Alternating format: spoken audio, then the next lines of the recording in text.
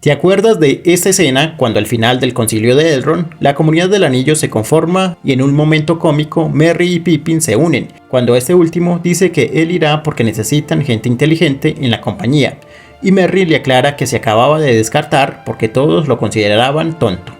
Pero si lo analizamos bien, Pippin tenía razón, ya que el desenvolvimiento de la derrota de Sauron y la salvación de la Tierra Media se debió en parte a la inteligencia del Hobbit, o que al menos su participación fue fundamental para que los pueblos libres derrotaran la tiranía de Mordor. Es así que en este video vamos a revisar los momentos en los cuales la participación de Pippin en la Guerra del Anillo fue crucial, dándole la razón de que la Compañía del Anillo pudo cumplir su misión al final gracias a la inteligencia del primo de Frodo. Y esta revisión iniciará desde que los hobbits se unieron a la Compañía del Anillo cuando partieron de Rivendell, teniendo en cuenta tanto los roles que jugó Pippin en los libros como en las películas, pues hay similitudes en las dos versiones, pero también hay diferencias en donde la versión cinematográfica aporta acciones que confirman la inteligencia de Peregrin Took.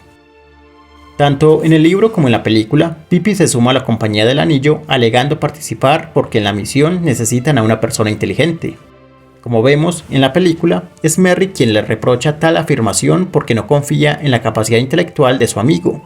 En el libro, quien reprocha a Pippin y desconfía de su astucia es Gandalf, informando que el mago acompañará a Frodo porque sí necesitan a alguien inteligente, y ese es el peregrino gris y no Peregrin Took.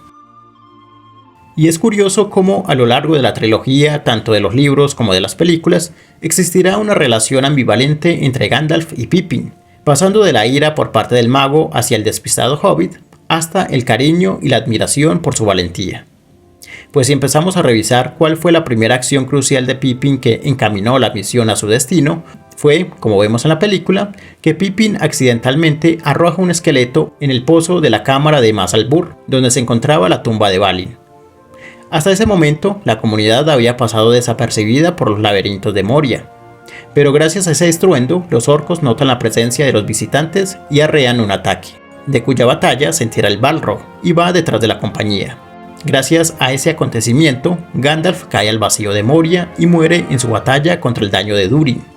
La caída de Gandalf fue un momento trágico pero muy necesario y ventajoso, pues ello permitió que el mago gris resucitara como el mago blanco, una fase fundamental para la derrota de Sauron. De manera que si Pippin no hubiera provocado la batalla contra los orcos y contra el Balrog, Gandalf no hubiera caído y no hubiera vuelto con más poder en las horas más oscuras. Por lo que esta fue una crucial intervención de Pippin en la salvación de la Tierra Media. Y esto si solo nos referimos a la versión cinematográfica, ya que en los libros este incidente no sucede, y solo los orcos por sí mismos se enteran de la presencia de la compañía en las minas y simplemente los ataca. Y sí, ello no fue un acto astuto de Pippin, sino un accidente provocado por la torpeza del personaje, por lo que iremos viendo cómo las intervenciones del Hobbit irán desde los accidentes por torpeza hasta los planes por ingenio del pequeño Took. En la película vemos otros actos importantes de Pippin, esta vez no por torpeza sino por inteligencia y valentía, como cuando los Uruk-hai de Saruman atacan a la comunidad en las cataratas de los Rauros, tratando de capturar al portador del anillo que se suponía que era un hobbit. Recordamos cuando Frodo se oculta ante la estampida de los orcos y entendiendo que Frodo debe proseguir solo en su misión, Pippin se sacrifica llamando la atención de los raptores para que lo persiguieran a él y así Frodo pudiera escapar con el anillo, que era la cosa más importante de todas. De manera que fue gracias a Pippin que Frodo pudo escapar de Saruman y continuar con la misión. Cabe decir que esto tampoco sucede en los libros. Pero lo que sí sucede en los libros y donde las dos versiones se parecen es cuando, en las dos torres, los hobbits siendo raptados por los orcos de Saruman van siendo transportados hacia Isengard.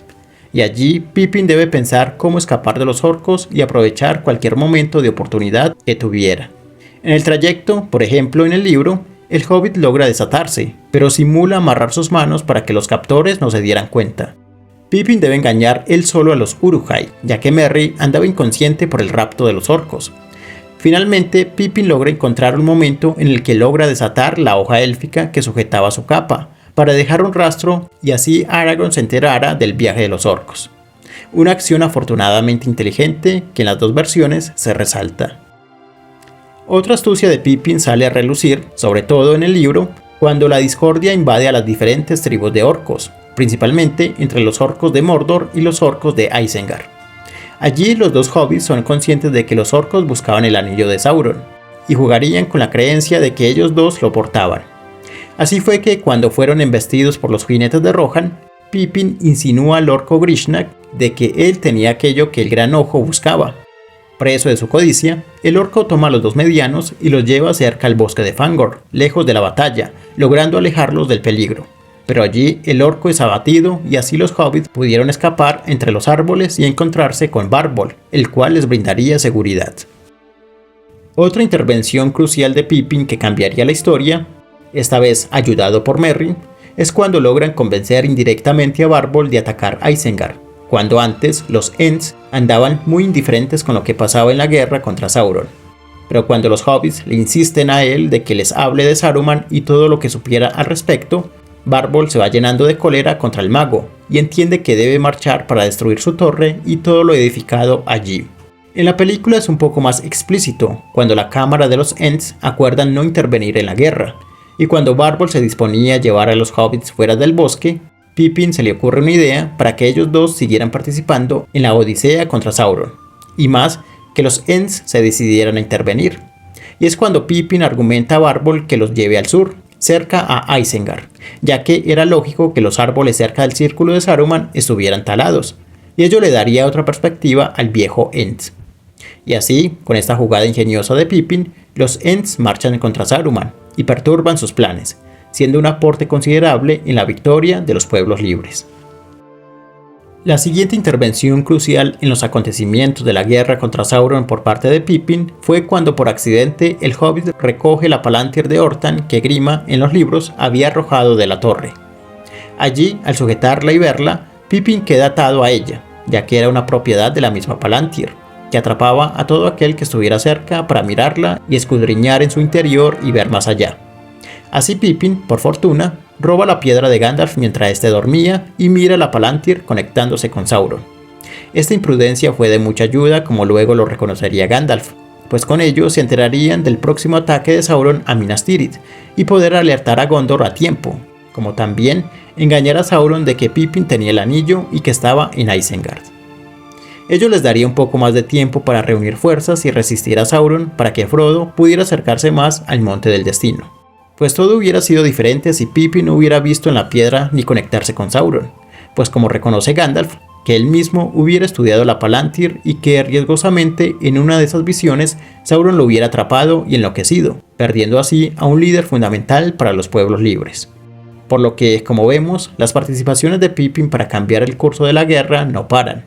pues esa acción no fue la última, sino que Pippin, cuando llega a Minas Tirith, comete otra imprudencia revelándole a Denethor que Boromir había muerto por salvarlo a él, y que, como pago, el hobbit se sometería al servicio vitalicio de la ciudad y de su senescal. Una tontería tremenda para el mago que se mordía por dentro, pero que, de nuevo, jugaría un papel importante para más adelante.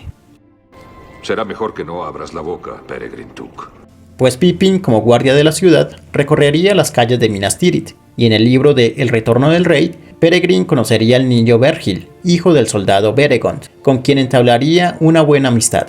Estando interno en la política y milicia de la ciudad, Pippin pudo ver de primera mano los movimientos de Denethor y su descenso a la locura, sobre todo cuando quiso prenderse fuego junto con Faramir, y allí la presencia del guardia Beregond fue crucial porque su intervención impidió que Faramir ardiera con vida, salvando así la vida del futuro senescal de la ciudad y al príncipe de Thilien cuando Aragorn hubiera sido rey.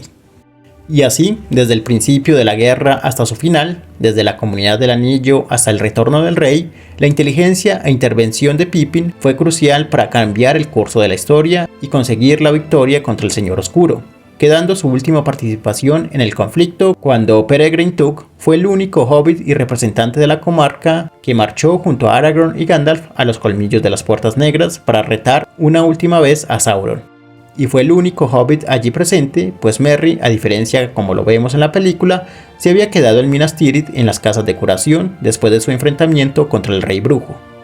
Y obviamente en esos momentos definitivos, Frodo y Sam escalaban las laderas negras del Monte del Destino. Y en medio de los espadazos, el polvo y el rigor de la última batalla, Pippin fue el primero en ver cómo el cielo traía la esperanza y vio llegar a las águilas comandadas por Waihir, antes de caer inconsciente y olvidarse de la guerra.